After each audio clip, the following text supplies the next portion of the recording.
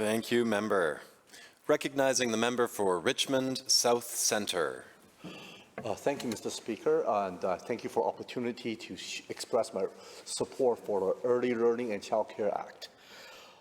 I'm not as articulated as the previous speakers. I just want to share a bit of personal experience. Being a young father, I have the opportunity, hate to say it, thanks to COVID, spend an extra time with my baby girl and my wife while we're all caring for my daughter together. One thing I do want to say is I have never understood the complexity or intensity of a childcare until I watched my wife looking after my baby girl. I often remember 7 o'clock in the morning. My girl is kicking, yelling, and screaming, wanting someone's attention. I got a groggy, using my hand to feel my way through till I can get to her crib, pick her up like a football, and walk downstairs. Sometimes, every step I take, I just pray, God, please don't let me trip, please don't let me trip, please don't let me trip, and walk all the way down to the second floor so I can play with her while my wife has a good night, have a little extra sleep. Why? Because it was my wife who woke up 3 to 4 times throughout the night to look after her. I cannot compare my effort to hers when she is putting her heart and soul into looking after the child. And I know many people talk about extended family. Earlier on, I had my in-laws supporting my family, and also have my parents supporting my family while we're looking after a young one. But it's a few things we must understood. Extended family, especially senior like in-laws and grandparents, often they have a certain amount of age limitation. They could be exhausted, they could be tired. They could be looking after multiple grandkids, and your grandkids is one of them. They're trying to squeeze a little bit of time out to look after the child. And I think many mothers, especially young parents, probably also are aware families like to give advice. And I think sometimes we would like to say parents know the best what is in the best interest of a child, but a lot of people like to tell you they know better than you do. And I tell you right now, I don't mind taking those advices. I don't spend as much time with my child as my wife does. But every time when you have a grandparent who's looking after the baby girl and telling you everything you've been doing till this point is wrong, I can see a stress on my wife's face. She's not happy about it. But we know we're trying to be cooperative. And I still remember watching my wife carrying her baby girl, playing, and yet often seeing her zoning out. And I ask her, is the child too difficult? I think we all share that parental guilt that we're supposed to be committed to our child care and play with the child. But my wife often tells me she misses her career. She misses the fact that she gets to look at her social media account where her friends is getting promotion. Some friend is telling her self-success. Another friend of hers is telling another friend who's actually getting recognition for the achievement. She sat there. She's wondering when will she have an adult contact that she get to hang out with her friends, hang out with her co-workers, hang out with colleagues. As a male partner, as a husband, and as a partner to my wife, I wish I'm the Superman that I can come in and fix a problem. I can't. Not just I can't, the fact that I'm serving as a MLA also takes me often away from the ability to continue to provide support for my wife. I'm privileged to be able to speak here. I'm thankful to Richmond South Centre constituents voting me in, allowing me to represent them and to allow to serve them and serve British Columbia. But yet at the same time, I also realize this responsibility comes with time obligation and my commitment to British Columbians. And when I look at my wife, she took her maternity leave since January till now. And she's been there for 9 months. And I promise you my wife's a dedicated mother. I don't think anybody can comment or contradict that most mothers, most parents here, I think across the aisle, we're all committed to our child's well-being, fairness, and care. We want them to grow healthy, strong, and successful. But I think to be realistic, we also need to realize my wife also has a passion for a career. She has a passion for her own self-growth as well. And right now, we're all looking at the February sitting now, and my wife and I are talking about childcare options. And that reminds me so much that I am privileged. I have friends, I even know some colleagues in this house are single parent. So often that you can have a perfect plan for work, but as soon as your childcare didn't fall through or something goes wrong, you have to drop everything off, try to fix the childcare problem first, because that's the only thing that matters at that moment. But it's not an easy problem to solve either. Your brothers and sisters might be too busy to pick up your kid. Your cousins might not be available. Your parents might be looking at other grandkids. But yeah, you have to juggle continuously between work and childcare. And I'll be honest, as a man, I'm privileged.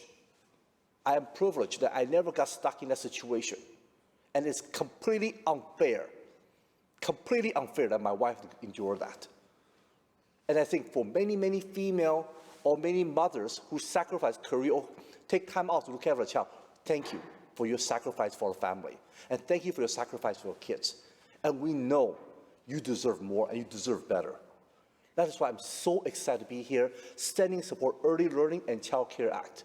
Because it's time for us to incorporate fairness, equity, and equality, to allow everybody to have a right to pursue a career of their choice.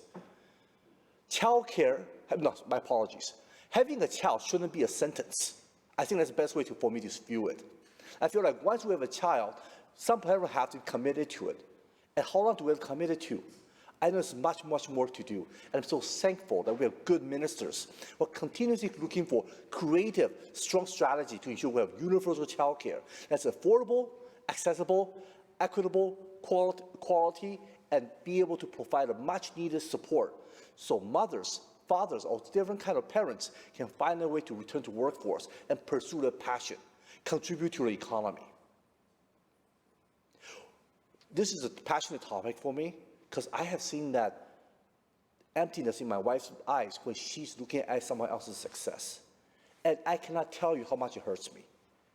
And I cannot tell you how much I'm excited that our government continue to put strong progressive movement forward to ensure we are here to provide different parents the right to have a future, to right to pursue their own happiness.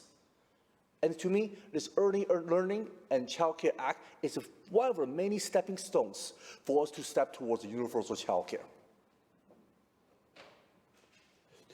The fact that I had to drive all the way here from Richmond to Victoria to participate in this lovely legislation. And I want to say, I enjoy to be here with my 86 colleagues sitting in this room. But I tell everybody, I'm pretty sure everybody can echo my sentiment too. Within 10 minutes driving out of my house, I already miss my baby girl. I miss her chubby cheeks. I miss her smell. I miss the fact that she pulls my wife's hair and my wife's begging me for help. That's what family is about. We all love our kids. We all want the best for them. But I think that doesn't mean the parents cannot have a right to pursue their own happiness as well. We do screen time, we do shares, and we really want looking for ways to stay connected. But I always remember one thing in my mind that was being taught at airport security.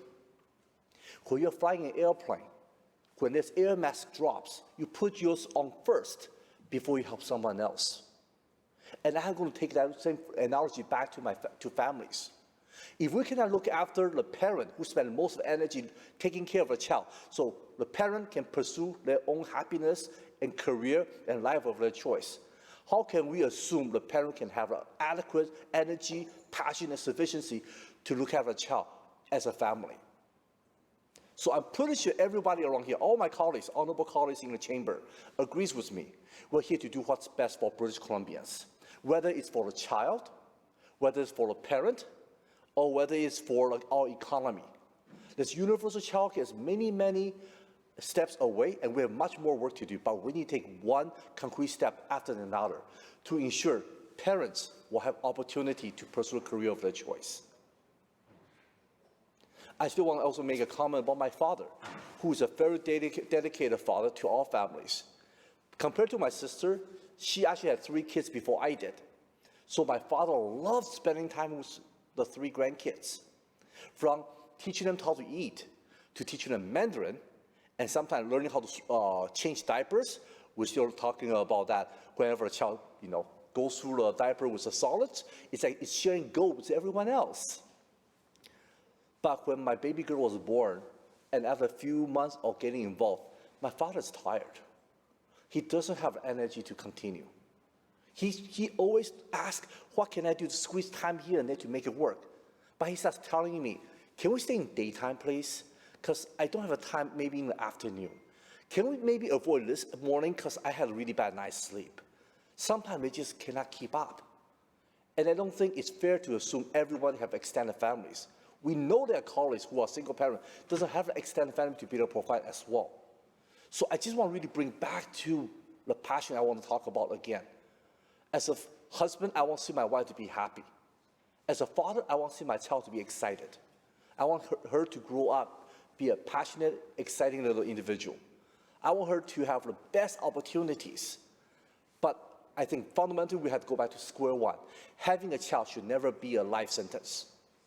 It's a blessing, it's an opportunity, it's a great opportunity for us to extend our families. But at the same time, our government is doing such great work and will continue moving forward to ensure every British Columbian, I do mean every British Columbians, to discover the potential, to be able to explore the competence, and to find a way to be a contributing member to our societies. So I'm just today so excited to be a stand-up here today in front of the speakers to show my support for early learning and Child Care Act. Thank you, everyone.